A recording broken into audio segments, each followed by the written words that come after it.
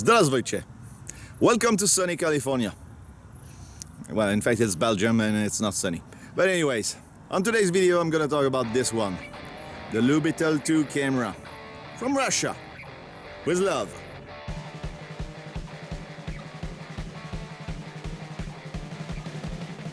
The Lubitel 2 is what we call a TLR camera.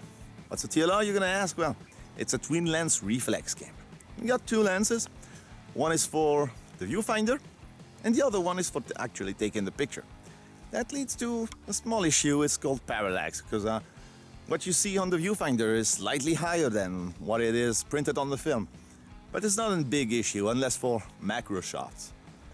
The camera is made out of bakelite. Yeah, bakelite was known to be one of the first plastics ever made.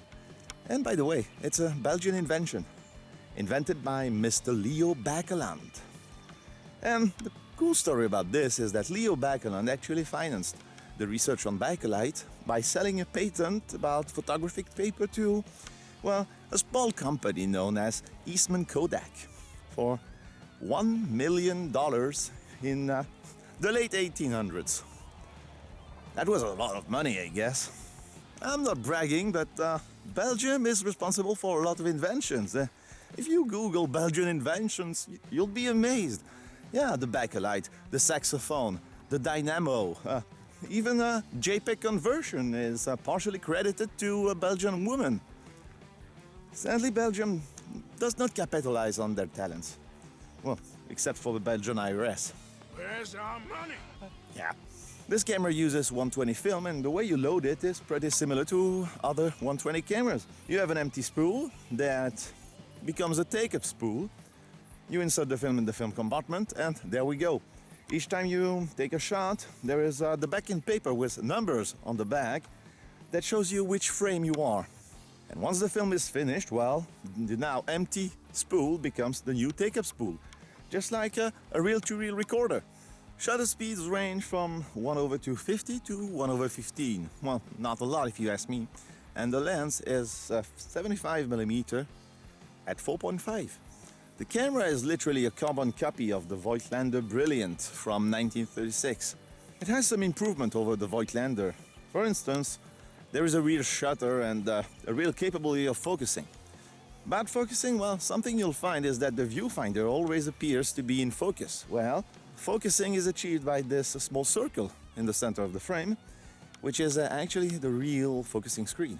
Not very easy to focus on, but well, they were nice enough to give you a small magnifier glass.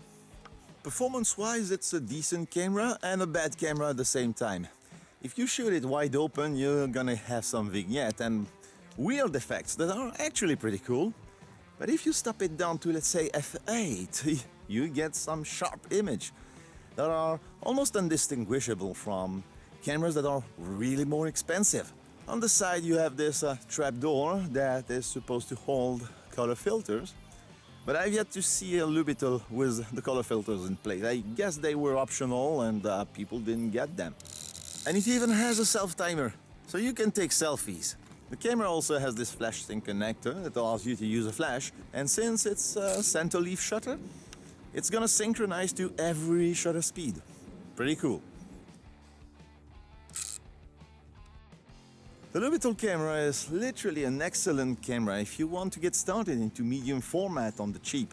Although there are some alternatives, like these folding cameras. They are even sold for less money than a Lubitel, and most of them are really nice performers.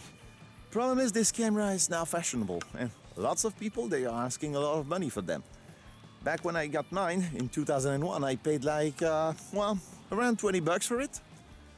And I was kind of happy to get a camera that looked like this, although I knew it was not the best and the most professional medium format in the world. It was the first entry in the medium format. If you want to get one, well, there's not a lot of things to worry about. It's a simple camera, so not a lot of things can go wrong. And if you take care that the bakelite is not broken anywhere, most of the time it's gonna work just fine. Plus, it's a really good-looking camera. It looks cool. Just look at that. Honestly, the cool factor is literally through the roof. Cool camera? Check. Good performer? Check. Affordable? Check. So, should you get one? Well, if you really want to get started into medium format photography, like I said, there are other options, but the Lubitel, well, it's probably the coolest one. Anyways, that's all I got for you today. Thank you for watching, and be seeing you guys. Goodbye.